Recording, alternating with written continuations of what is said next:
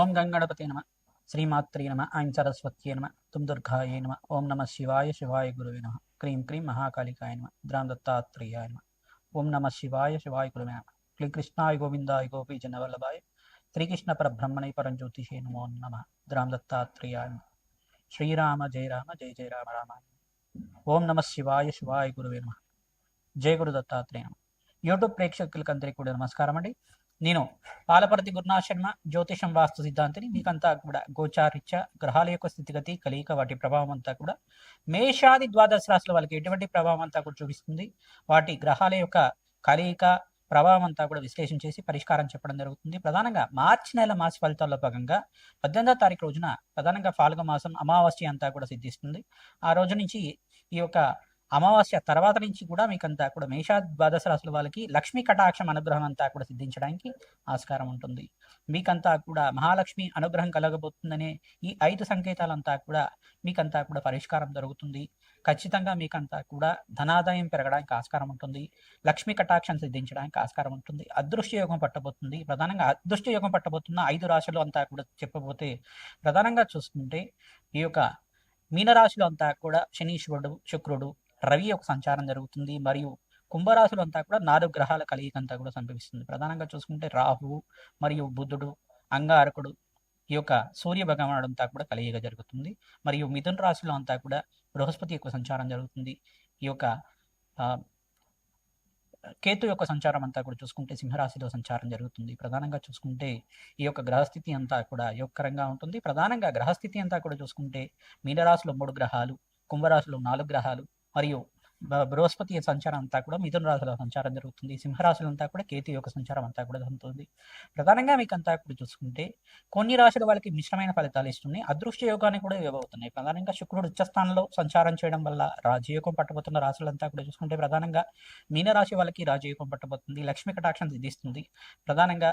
మరియు ఇక్కడ చూసుకుంటే ఇక్కడ వృషభ రాశి జాతకులకంతా కూడా రాజయోగం పట్టబోతుంది. మరియు మీకంతా కూడా రాజయోగం సిద్ధించడానికి, లక్ష్మీ కటాక్షం అంతా కూడా సిద్ధించడానికి ఆస్కారం ఉంటుంది. వృత్తిలో వ్యాపారంలో అభివృద్ధి కలగడానికి, ఉద్యోగంలో మార్పులు కలగడానికి, స్థిరాస్తి లభించడానికి కానీ, గృహయోగం సిద్ధించడానికి కానీ ఆస్కారం ఉంటుంది. ధనాదాయం పెరగడానికి కానీ ఆస్కారం ఉంటుంది.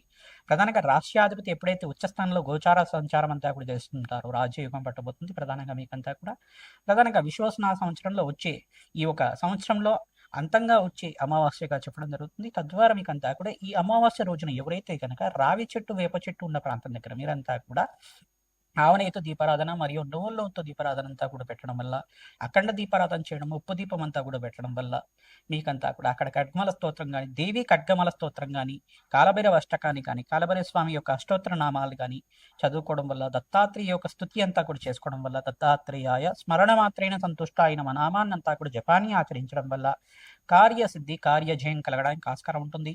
లక్ష్మీ కటాక్షం సిద్ధించడానికి ఆస్కారం ఉంటుంది.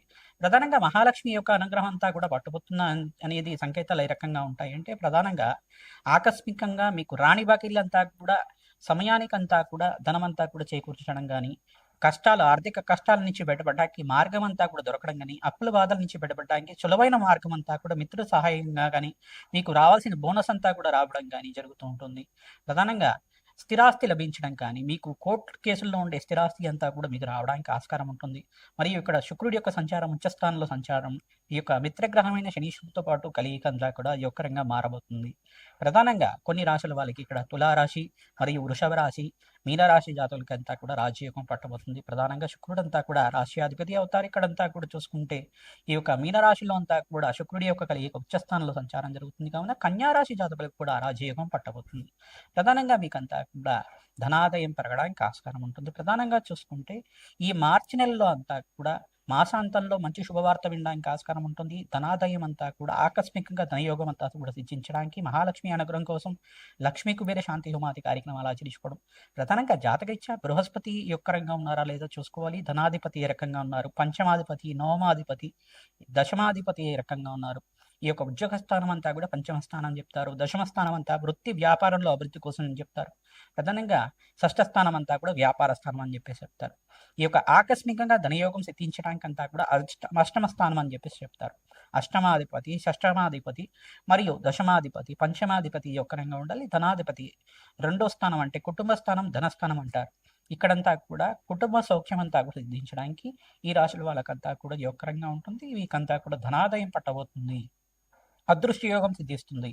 ప్రధానంగా చూసుకుంటే మీరు పూజించే తులసి మొక్క అంతా కూడా పచ్చగా ఉండడం వల్ల, నిత్యం పూజ చేస్తూ ఉండడం వల్ల ఆ సంకేతాలంతా కూడా మీకు సిద్ధిస్తూ ఉంటాయి. పచ్చగా ఉంటుంది తులసి మొక్క అంతా కూడా. అనుకోకుండా మీ ఇంటికి దృష్టి తగిలినా కానీ, నరఘోష, నరశాపం అనేది పడినా కానీ, ఆ మొక్క ఏదైతే ఉందో తులసి మొక్క అనేది, ఆ తులసి మాత అంతా కూడా, మరియు ఆ తులసి మాత అనేది ఈ యొక్క ఆ మొత్తం అంతా కూడా ఖరాబ్ అవ్వడం కానీ జరుగుతుంటుంది. దానికంతా కూడా కొంచెం మనకంతా కూడా చూసుకుంటే మొక్కలన్నీ కూడా కొన్ని వివిధ మొక్కలన్నీ కూడా ఉంటాయి. పచ్చటి మొక్కలన్నీ కూడా, పెంచుకునే మొక్కలన్నీ కూడా అనుకోకుండానే ఎండిపోతూ ఉంటాయి. ఎక్కడైతే తులసి మాత పూజిస్తూ ఉంటారో నిత్యమంతా కూడా, తులసి మాతనంతా కూడా నిత్యం పూజిస్తూ ఉంటారో అక్కడంతా కూడా పచ్చగా అంత వాతావరణం ఉంటుంది. పాజిటివ్ ఎనర్జీ రావడానికి ఆస్కారం ఉంటుంది. మరియు మీరేం చేయాలండి, శంకు పూలని అంతా కూడా నాటడం వల్ల శ్రేష్టమైన ఫలితాలు పొందడానికి ఆస్కారం ఉంటుంది. మీ గృహంలో కానీ, అపార్ట్మెంట్ స్థలంలో కానీ, ఈశాన్య మూలలో శంకు పూలనంతా కూడా నాటడం వల్ల, శంకు పూల యొక్క మొక్కనంతా కూడా నాటడం వల్ల అదృష్ట యోగం సిద్ధిస్తుంది. ధనాదాయం పెరగడానికి ఆస్కారం ఉంటుంది. ప్రధానంగా మారేడు దళాలతోటి ఆ యొక్క లక్షపత్రి పూజా విధానం అంతా కూడా ఆచరిస్తూ ఉంటారు. ప్రధానంగా చూసుకుంటే అట్లాగా ఈ యొక్క మారేడు దళాలతోటి, బిల్వాష్టకంతో అంతా కూడా పరమేశ్వరుడికి ప్రీతికరంగా అష్టోత్తర నామాలతో, సహస్రనామాలతో అంతా కూడా అభిషేకాది కార్యక్రమాలు ఆచరించడం వల్ల, మారేడు దళాలతో అర్చించడం వల్ల ఆకస్మికంగా ధనయోగ ప్రాప్తి కలుగుతుంది. శ్రీ సూక్త పారాయణ, మన్యసూక్త పారాయణం అంతా కూడా వేద పండితులతో ఆచరించడం, లక్ష్మీ కుబేర శాంతి హోమాది కార్యక్రమాలు ఆచరించుకోవడం, రాజశ్యామల యజ్ఞాధికృతలు ఆచరించుకోవడం వల్ల రాజయోగం పట్టబోతుంది. ప్రధానంగా ఈ గ్రహస్థితి అంతా కూడా చూసుకుంటే స్వల్పంగా మిశ్రమైన ఫలితాలు ఇస్తూనే రాజయోగం అంతా కూడా పట్టబోతుంది. తద్వారా మీకు అంతా కూడా అమావాస్య తర్వాత నుంచి, అమావాస్య రోజు నుంచి పరిష్కారం చేసుకుంటే కనుక ఉప్పును దానం చేసుకోవడం, మరియు గుమ్మడికాయని దానం చేసుకోవడం ప్రధానంగా చూసుకుంటే, మరియు నల్ల నువ్వుల్ని దానం చేసుకోవడం వల్ల శ్రేష్టమైన ఫలితాలు పొందుతారు. జాతకరీత్యా ఉన్న పితృదోషం, పితృశాపం నుంచి బయటపడడానికి అంతా కూడా ఆస్కారం ఉంటుంది. నవగ్రహాల్లో అంతా కూడా ఆవునేతో దీపారాధన చేయడం, నవగ్రహాలు ఉన్న ప్రాంతం దగ్గర నవగ్రహ దేవాలయంలో అంతా కూడా ఆవునేతో దీపారాధన తరచుగా చేస్తూ ఉండడం వల్ల, బెల్లాన్ని కానీ నివేదన చేయడం వల్ల శ్రేష్టమైన ఫలితాలు పొందడానికి ఆస్కారం ఉంటుంది. అదృష్టయోగం సిద్ధిస్తుంది. ప్రధానంగా పరమేశ్వరుడు ప్రీతికరంగా ఈ యొక్క మల్లెపూలతో అర్చించడం వల్ల అదృష్టయోగం సిద్ధిస్తుంది. శ్రీ సూక్త పారాయణం ఆచరించాలి. లక్ష్మీ కటాక్షం కోసం ప్రతినిత్యం కూడా మహాలక్ష్మి సహస్రనామాలు వింటుండడం వల్ల అదృష్టయోగం పట్టబోతుంది.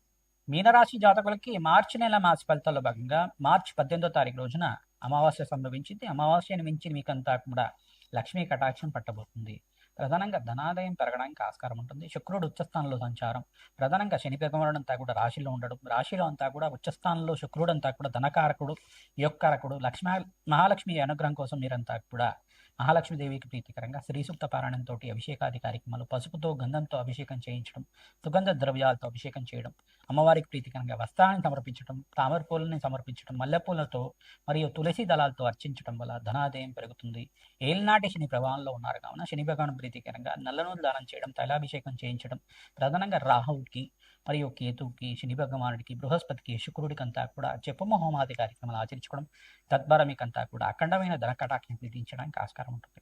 ఉద్యోగంలో మార్పులు జరగడానికి ఆస్కారం ఉంటుంది. ఆంజనేయ స్వామివారి దేవాలయంలో సింధూరాభిషేకాది కార్యక్రమాలు ఆచరిస్తుండాలి.